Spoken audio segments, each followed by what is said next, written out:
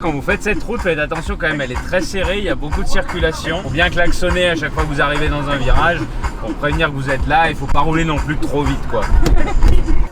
Je vais juste prendre une photo, m'arrêter.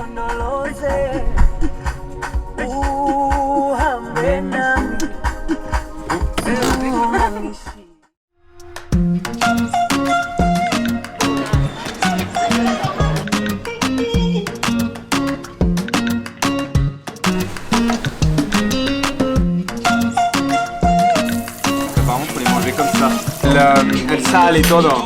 Mejor.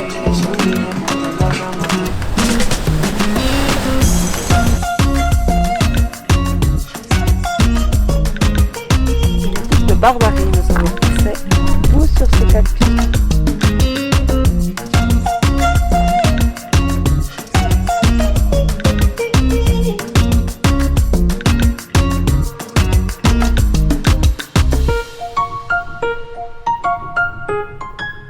Pas quelque chose de temps gigantesque.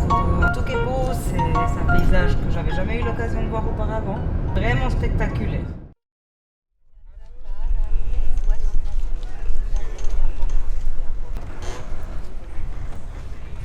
Notre premier jour à Los Gigantes, on sort de l'appartement pour aller déjà prendre un café. Et ensuite on va essayer de voir qu'est-ce qu'on peut faire autour des montagnes. Est-ce qu'on peut escalader, trouver un trek. On s'est pas levé très tôt dans le sens où hier, comme on dit, on a fait un peu la noce, c'est ça? Exactement. Et puis on est en vacances, on se lève à l'heure qu'on veut d'ailleurs. Je voulais vous dire, au moment où je tourne cette vidéo, on est en début août 2020, donc vraiment juste post-Covid. Normalement c'est la haute saison, en tout cas c'est une saison très importante et il y a vraiment très peu de touristes. J'avoue que ça fait un peu de la peine quand même pour les commerçants parce qu'on sentait qu'ils vivent vraiment du tourisme, mais là on est vraiment peu de touristes. Et là il y a Sarah qui arrive. T'as trouvé ton bonheur? Non, ils ont pas de lunettes. On part en trek, oui, on parle d'une station-service. En même temps, Comment tu dire, as un station GPS qui date. C'est Google. Là, on part vers El Bujero. C'est un point de vue assez sympa pour voir Los Gigantes.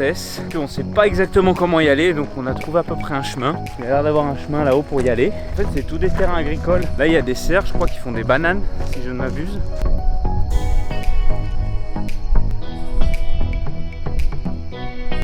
Et on a trouvé le chemin. T'es prête? Oui, je suis prête. Vámonos.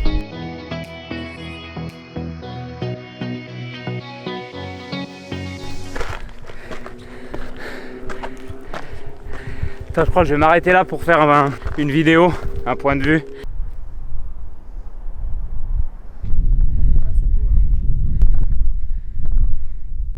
Regardez comme elle est jolie avec ses lunettes. Prêt pour Berlin. Alors combien de temps? Ça fait 1 heure que ça fait 5 minutes. Il est là, El Abuejo. Là sur les conseils fort avisés de Sarah, on a continué à monter, on est arrivé à un super point de vue. On voit pas la Bujero parce qu'il faut continuer encore. Le chemin commence à devenir un peu escarpé, mais en tout cas c'est super joli. Quand vous y allez, partez tôt le matin, prenez des provisions, de l'eau, étudiez bien le chemin parce qu'à mon avis pour vraiment y arriver il faut bien 3-4 heures. Puis là on va essayer de faire un volet un peu Blaise. On a souffert, mais honnêtement, ça vaut la peine. Nous allons redescendre. Pour prendre un Nautilus? Non. Non, Aquarius. Pour ma part, je vais boire un Aquarius et nous irons soit au village Masca, mais je ne pense pas qu'on y arrivera. Parce qu'il y a cours de crotte. Exactement. Bon, pas pour moi. Hein. Soit la plage.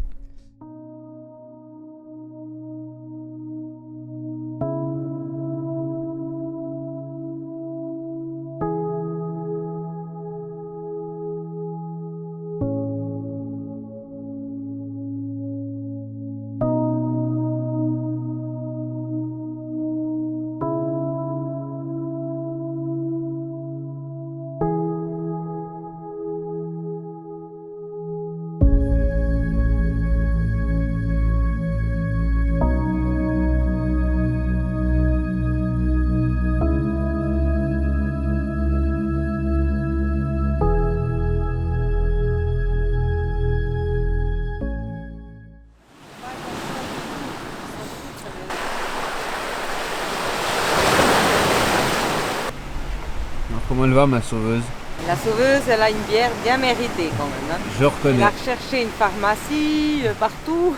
J'ai eu un petit problème d'allergie aux yeux et ce qui fait que je voyais plus rien en bas de la descente. C'est pour ça qu'on n'a plus filmé la descente. Et donc du coup, Sarah m'a emmené à la pharmacie pour me mettre des gouttes dans les yeux. Mais je déteste mettre des choses dans mes yeux. Mais non, parce qu'après, t'as pris l'habitude, t'as pris le coup, tu comprenais comment il fallait écarter. Quoi. J'ai quand même réussi à venir pour le coucher de soleil. Enfin, on a à peine raté le coucher de soleil. On l'a raté de 2 minutes. Il y a une chose qu'on avait loupée et qu'on a récupérée. Et la agujero. Vous voyez le petit trou dans la montagne là-haut, c'est la Bujero. On voulait aller voir, mais qu'on n'a pas eu assez de force pour marcher jusque là-haut. Petite bière de Tenerife, ça c'est les vacances.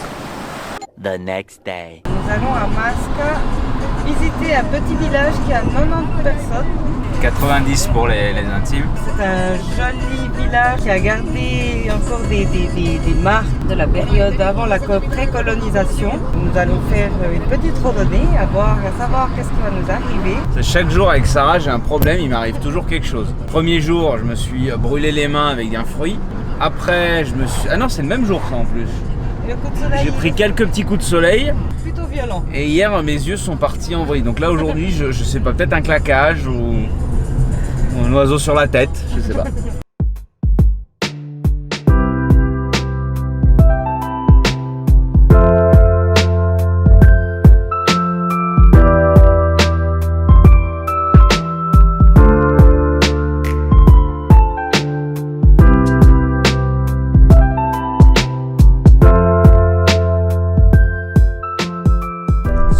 De Masca, nous sommes arrêtés au Mirador del Cerfe. On a vu vraiment sur la vallée de Masca du coup, et puis tout au fond là-bas, je vous montrerai, on voit l'île de La Gomera. Et après on n'est pas sûr, on pense que là-bas c'est La Palmas. La Palma. La Palma.